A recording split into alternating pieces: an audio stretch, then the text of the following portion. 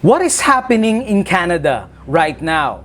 The loss and the situation in Canada is a fulfillment of Bible prophecy and shows the nearness of the second coming of Jesus. And amidst the crisis the world is facing right now, God promises us a new heavens and a new earth. Welcome, dear friends, to Truth in Bible Prophecy Media. Kindly like and share this video to all. Every video's goal is to put Jesus Christ in the center of prophecy. Stay tuned, friends. Here are the 7 things you will do when you get to heaven.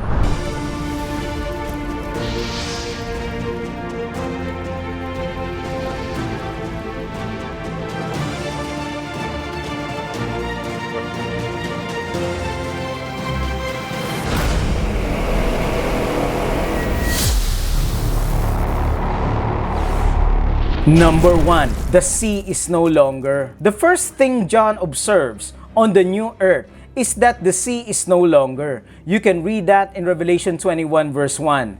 This may mean that the oceans we know today will cease to exist. But the phrase may also be understood metaphorically as the absence of evil. The sea is where the enemy of God and his people comes from. Revelation 13 verse 1. The Antichrist beast arising from the sea. By removing the sea, evil will cause fear and suffering is also removed. It appears, however, that this statement, the sea is no longer there, reflects John's experience on Patmos. For him, the sea has become a symbol of evil, separation, and suffering. His own suffering on Patmos becomes the precursor of the experience of God's people throughout history. That the last vision, the first thing he observes is that the sea is no longer on the new earth. Whatever your island of Patmos is, you will find peace and freedom, security in the everlasting arms of Jesus. Number 2, there will be no more sun and moon. As John moves inside the city, he sees a street made of pure gold, like transparent glass. Revelation 21 verse 21. He notes that the city does not need the light of the sun or the moon because the glory of God provides light for its residents.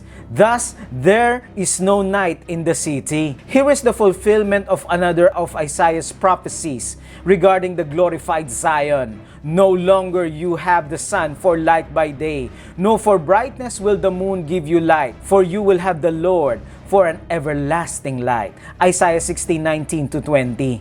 The city gates will never be closed. They will not be closed day and night. Isaiah 16 verse 11. The open gates make it possible for all people to come into the presence of God.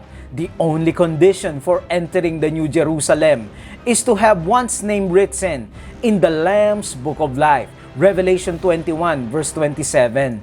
The ones who are unclean and practice abominations, our lies are excluded from the city. These are the ones who worship the Antichrist beast and drank from Babylon's cup, which was filled with abomination and unclean things. You can read that in Revelation 17 verse 4. They have found their end in the lake of fire. Number 3, no more sickness and death. What is really happening in Canada right now? What is the situation of the hungry, the poor, and the disabled? Forbes.com article says, Canada's permissive e-laws sparks debate on the true meaning of disability. Have you ever heard about MAID, medical assistance in dying, is legal throughout Canada? Reading this article from Mercatornet.com, has Canada finally realized that its e-laws is a human rights disaster? The article says, people who applied for MAID, their reasons are because they didn't have housing, or because they couldn't access mental health care, or because they were lonely. People began to realize something was very, very wrong. Christian ethicist Gilbert Mailander, we should maximize care rather than minimizing suffering, which might include eliminating the sufferer. What are the lessons that we can learn from this law?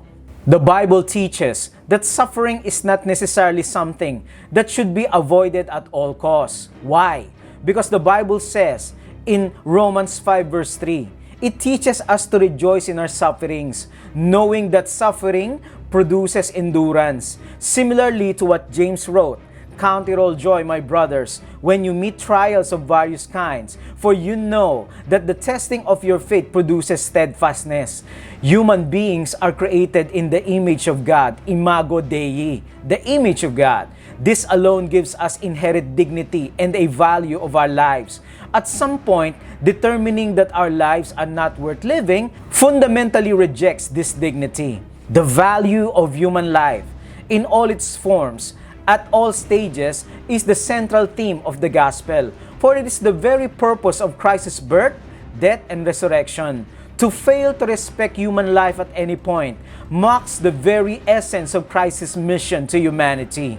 Revelation 22 verse 2, "In the middle of its streets and on either side of the river was the tree of life, which bore 12 fruits, each tree yielding its fruit every month. The leaves of the tree were for the healing of the nations." The text clearly specifies that the leaves of the tree are to heal the nations, not individuals. The New Jerusalem is inhabited by people of all nation, tribes, and languages. Revelation 7 verse 9.